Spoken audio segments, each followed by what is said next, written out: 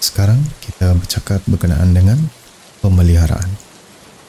Kalau kita lihat, pemeliharaan tumbuhan-tumbuhan semula jadi dan hidupan liar, ramai pelajar-pelajar masih belum lagi menguasai maksud pemeliharaan ini.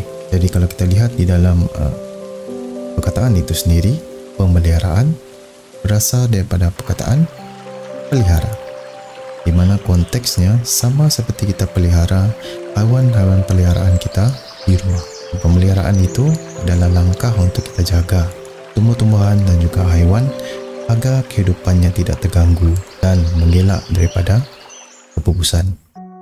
Antara usaha-usaha yang dilakukan untuk memelihara tumbuhan semula jadi dan hidupan liar ini, antaranya ialah mewartakan hutan simpan dan juga taman negara, di mana di kawasan kita Malaysia khususnya, hutan simpan dan taman negara ini telah diwartakan melalui Akta Perhutanan Negara 1984. Akta ini adalah bertujuan untuk memberi perlindungan kepada sumber hutan dan untuk membuat penyelidikan dan pembangunan terhadap hutan tersebut. Jadi contoh yang kita boleh ambil di sini ialah institut ataupun institusi penyelidikan hutan Malaysia, iaitu FRIM di Selangor, dan juga Taman Negara Kuala Koh di Kelantan.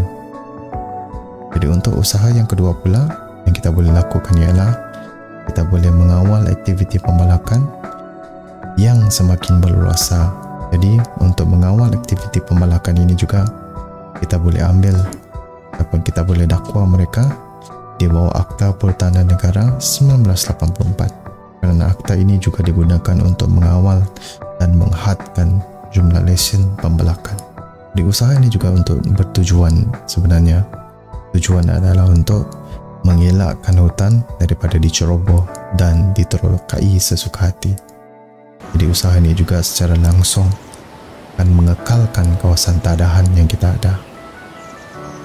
Kalau kita lihat pula usaha yang ketiga, di usaha yang ketiga ini untuk menyedarkan masyarakat tentang pentingnya mencintai alam sekitar. Contohnya kita adakan kempen kesedaran alam sekitar. Jadi tujuan kempen ini adalah untuk memupuk kesedaran orang ramai tentang pentingnya menjaga tumbuh-tumbuhan semula jadi dan juga hidupan liar sebagai satu khazanah kepada ekosistem. Usaha yang keempat pula yang kita boleh jalankan ialah kita buat ataupun kita jalankan penerbangan terpilih. Penerbangan terpilih ini maksudnya kita pilih pokok-pokok yang telah matang untuk kita tebang. Jadi usaha ini juga berperanan untuk mengawasi aktiviti pembalakan di kawasan hutan dan juga memastikan pokok-pokok yang telah matang itu ditebang agar pokok-pokok yang kecil dibiarkan terus hidup.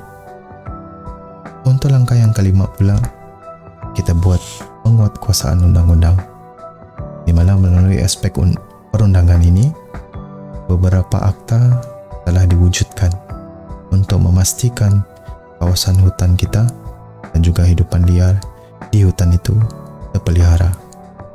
Jadi antara akta-akta yang kita boleh lihat di sini jadikan contoh ialah Akta Kualiti Alam Sekeliling 1974 pindaan 1985.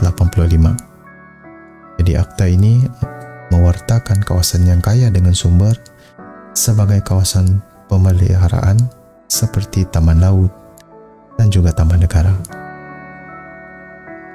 Jadi untuk yang keenam pula ialah kita terapkan di dalam aspek pendidikan, sama ada pendidikan di sekolah, IPTA ataupun IPTS.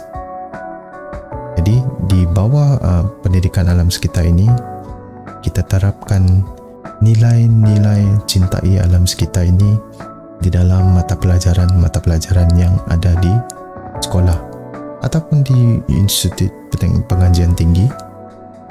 Okay, kalau di sekolah kita boleh terapkan di dalam mata pelajaran seperti geografi dan juga sains.